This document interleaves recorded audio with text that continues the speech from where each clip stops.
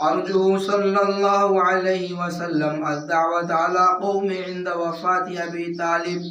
عن ابن عباس قال لما مرض أبو طالب دخل علي رهط من قريش فيهم أبو جهل فقالوا إن ابن أخيك يشتم آلهتنا ويفعل ويقول فلو بعثت إليه فنهيته فبعث إليه فجاء النبي صلى الله عليه وسلم فدخل البيت وبينهم وبين أبي طالب قدر مجلس رجل.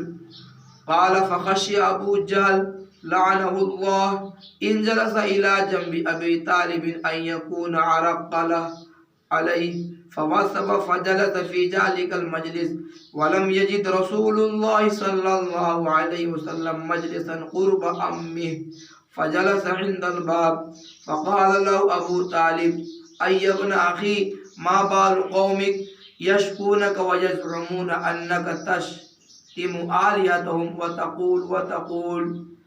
قال وأكثر عليه من القول. وتكلم رسول الله صلى الله عليه وسلم فقال يا عمي إني أريدهم على كلمة واحدة يقولونها تدين لهم بها العرب وتؤدي إليهم بها العجم الجزية ففزعوا لكلمته ولقوله فقال القوم كلمة واحدة نعم وأبيك أشرا. فقالوا وما هي؟ وقال أبو طالب وأي كلمة هي يا ابن أخي؟ قال صلى الله عليه وسلم لا إله إلا الله. فقالوا فزعين ينفذون ثيابهم وهم يقولون أجعل الآلهة إلها واحدا إن هذا لشيء عجاب. قال ونزلت من هذا الموج إلى قوله بل لما يذوقوا عذاب. وهكذا رواه الإمام أحمد والنسائي وابن أبي حاتم وابن جرير كلهم في تفاسيرهم ورواه الترمذي وقال حسن. محترم بزرگوں دوستو، نبی پاک صلی اللہ علیہ وسلم اور آپ کے صحابہ کو دعوت سے اتنی محبت تھی کہ اللہ کے نبی صلی اللہ علیہ وسلم نے ہر موقع پہ دعوت کو مقدم رکھا ہے، اور کفار مشرکین کی طرف سے جو بھی اذیتیں آئیں، جو بھی باتیں آئیں، آپ نے ہر ایک کو رد کرتے ہوئے اس کام کو کیا ہے۔ آپ صلی اللہ علیہ وسلم کو دعوت دینا اپنی قوم کو ابو طالب کی وفات کے وقت۔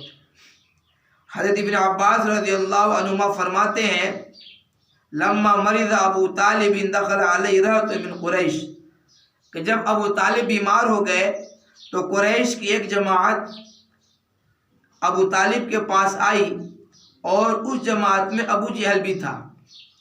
بس ان لوگوں نے کہا اے ابو طالب کہ بلا شبہ آپ کا بھتیجا ہمارے معبودوں کو برا بھلا کہتا ہے، اور ایسا ایسا کہتا ہے، اور ایسا ایسا کرتا ہے، فَلَوْ بَعَثْتَ إِلَيْهِ فَنَهَيْتَهُ، پس اگر آپ چاہیں تو کسی کو بھیج کر آپ ان کو بلوائیے اور ان کو منع کر دیجئے کہ وہ ہمارے معبودوں کو برا بھلا نہ کہیں۔ فَبَعَثَ إِلَيْهِ، تو ابو طالب نے آپ صلی اللہ علیہ وسلم کو بلانے کے لیے ایک آدمی کو بھیجا۔ اللہ کے نبی صلی اللہ علیہ وسلم تشریف لا چکے، فدخل البیت، اور گھر میں داخل ہوئے، اور ان کے درمیان اور ابو طالب کے بیچ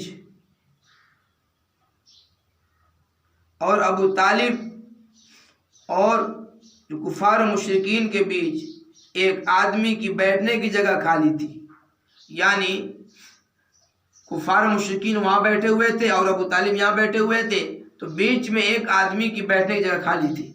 فخش ابو جہل، تو ابو جہل کو ڈر لگا، لعنہ اللہ، اللہ کے ابو جہل پہ لعنت ہو۔ ابو جہل یہ سوچا کہ ہونا صحیح کہ محمد صاحب اپنے چچا کے پاس بیٹھ جائیں۔ اگر محمد صاحب صلی اللہ علیہ وسلم اپنے چچا کے پاس بیٹھ جاتے ہیں کہ ایسا نہیں کہ ابو طالب اپنے بھتیجا کو چہرے کی طرف دیکھے اور ابو طالب کے دل میں نرمی آ جاوے، اپنے بھتیجے سے محبت آ جاوے دل میں، تو پھر ابو طالب اپنے بھتیجہ کو روک نہ سکے۔ تو راوی کہتے ہیں فخشی ابو جہل کو ڈر لگا، لعنہ اللہ، اللہ کی اس پہ لعنت ہو۔ کیا سوچا کہ اگر آپ صلی اللہ علیہ وسلم بیٹھ گئے ابو طالب کے پاس تو ابو طالب کے دل میں ان کے لیے نرمی پیدا ہو جائے گی۔ فوسب، تو ابو جہل چھلانگ لگایا، ابو جہل پیچھے تھا، چھلانگ لگایا۔ فجلس فی ذلک المجلس، اس خالی جگہ پہ جا کر بیٹھ گیا۔ ولم یجد رسول اللہ صلی اللہ علیہ وسلم مجلسا قرب امی، اور آپ صلی اللہ علیہ وسلم نے اپنے چچا کے پاس بیٹھنے کا موقع اللہ کے نبی کو نہیں ملا۔ فجلس عند الباب، تو اللہ کے نبی دروازے کے ہی پاس بیٹھ گئے۔ فقال له ابو طالب، تو ابو طالب نے کہا میرے بھتیجے، تیری قوم میرے پاس آئی ہے اور وہ تیری شکایت کر رہی ہے، اور وہ کہہ رہی ہے کہ تو ان کے معبودوں کو برا بھلا کہتا ہے اور ایسا ایسا کہتا ہے اور ایسا ایسا کرتا ہے۔ قال، راوی کہتے ہیں وَاخْتِرُ عَلَيْهِ مِنَ الْقَوْلِ، ابو طالب جیسے کہنے لگے تو سارے کفار مشرکین بھی کہنے لگے، جیسے ہوتا ہے نا جب کوئی ایک آدمی کو بولتا ہے تو سب بولنے لگ جاتے ہیں۔ ایسا ہی ہوا کہ جب ابو طالب نے اللہ کے نبی صلی اللہ علیہ وسلم کو کہا میرے بھتیجے تم ان کے معبودوں کو برا بھلا نہ کہو، تو اس کے بعد جو ہے ابو طالب کے کہنے کے ساتھ ساتھ سارے لوگ کہنے لگے۔ وَتَكَلَّمَ رسول اللہ صلی اللہ علیہ وسلم، جب تمام لوگ جو ہے اپنی اپنی بات کہہ چکے اور اللہ کے نبی سن چکے، تو گفتگو کا آداب یہ ہے کہ پہلے جو ایک آدمی بولے تو دوسرے آدمی کو مکمل بات سننی ہوگی، پھر جب وہ بول چکے پھر بولنا ہوتا ہے۔ ایسا اللہ کے نبی نے کیا، جب کفار مشرکین سب بول چکے اب اللہ کے نبی نے بات شروع کی۔ وَتَكَلَّمَ رسول اللہ صلی اللہ علیہ وسلم، اب آپ علیہ وسلم نے بات چیت کی، بولنا شروع کیا اور کہا ہے میرے چچا بلا صبح میں چاہتا ہوں کہ میں ان کو ایک ایسا کلمہ دوں جس کو کہہ لیں گے تو سارا عرب ان کے تابع ہو جائے گا۔ وَتُؤَدِّي إِلَيْهِمْ بِهَا الْعَجْمُ الْجِزْيَةَ، اور عرب تو عرب، سارا عجم انہیں جزیہ دینا شروع کر دے گا۔ فَفَزِعُوا لِكَلِمَتِهِ وَلِقَوْلِهِ، تو اس بات کو سن کے ان کے قوم نے کہا، وہ کون سا کلمہ ہے؟ کلمہ واحد، ایک ہی کلمہ ہے۔ اگر بات یہ ہے کہ اس کلمہ کو پڑھ لینے سے سارا عرب ہمارے تابع ہو جائیں گے اور سارا عجم ہمیں جزیہ دینا شروع کر دیں گے، پھر ایک کلمہ کیا، قسم کھاتے ہیں ہم 10 کلمہ پڑھنے کو تیار ہیں۔ کیا کہا کفار مشرکین نے کہ اگر ایسی بات ہے تو پھر ایک کلمہ کیا، ہم 10 کلمہ پڑھنے کو تیار ہیں۔ فقالوا، تو ان لوگوں نے کہا وما ہی، وہ کلمہ کیا ہے؟ اے محمد صلی اللہ علیہ وسلم، آپ کہہ رہے ہیں اگر ہم اس کلمہ کو پڑھ لیتے ہیں تو سارا عرب ہمارے تابع ہو جائیں گے، سارا عجم ہمیں جزیہ دینا شروع کر دیں گے، تو بتائیے نا وہ کلمہ کون سا ہے؟ وقال ابو طالب، اور ابو طالب نے بھی کہا وایو کلمۃ ہی یا ابن اخی، اے میرے بھتیجو کون سی بات ہے، وہ کون سا کلمہ ہے؟ تو آپ صلی اللہ علیہ وسلم نے کہا لا الہ الا اللہ۔ کیا کہا؟ لا الہ الا اللہ، کہ گواہی دے دو اللہ کے سوا کوئی معبود نہیں۔ جب اس بات کو سننا تھا فقاموا، تو سارے کے سارے لوگ کھڑے ہو گئے، اپنے کپڑے کو جھاڑتے ہوئے کھڑے ہو گئے اور کہنے لگے اجعل الآلہۃ الہا واحدا ان ھذا لشیء عجاب، کہ ہم بہت سے معبودوں کو چھوڑ کر ایک معبود کی طرف، ایک معبود کو اپنا خدا بنا لیں، یہ تو عجیب بات لگتی ہے۔ اس لیے محترم بزرگ دوستو، ہم اور آپ کو بھی چاہیے کہ ہم اس دعوت والے کام سے محبت کرنے والے بنے۔